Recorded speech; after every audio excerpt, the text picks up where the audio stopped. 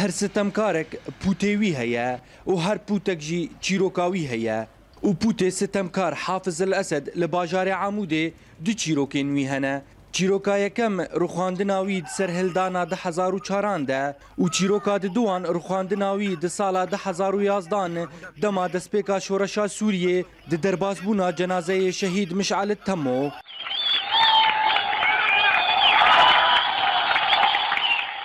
û piştî 3 salan şaredariya bajar ya bi ser tevdemê de pûtekî jinê li şûna wî danî. يعني راس فيدا قادك سركي دسبيكا مرة درباز بباجار عمودي او هيكلك هبو ريجيمي راس ملت قبول نكره او هيكل صالن درباز بو 3 سال او هيكل خستن تشكي قلكي هندك جيجو ما فيدا نافي بو قادا جني ازاد اي هيكل جيجبو تايبت جبو فيجا جني مخست ايروغو ام دامزرينن هێژایە گوتنێ گۆشارەداریە باژار پوتێ ئەسەد لە جیهەکی نەخویایی ڤەشارت بوون. هەروها و bi derbasbûna demêre pût li ser riya mişlo hate xuyakirin û şûna derb û kerbê destên wî anîna xwarê li ser wî xuyaye nîşan. Lewra ji aliyekî din danîna pûtê jinê cihê nerazîbûnê bû li cem hin aliyan. Ji ber û li gorî gotina wan gerek yên got anîne xwarê xwediyê biryara danînê bana.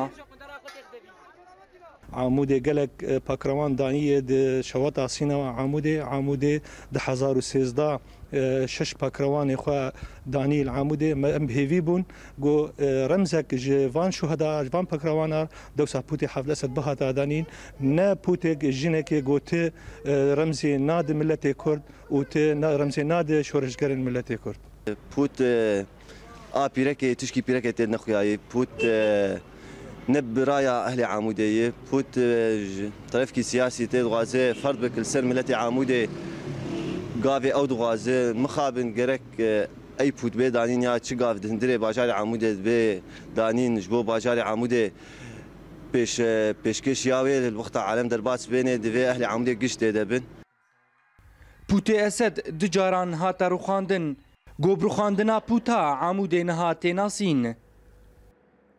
Berî bêtirî 3 salan pûtê sitemkar Hafiz el-Esed wek nîşanekê bû li bajarê Amûdê lê piştî xortê Amûdê ew anîne xwar niha li şûna wî pûtekî jinê têdanîn û ew li vê çolahanê avêtiye. Ciwan li Kurdî Orient News Amûdê.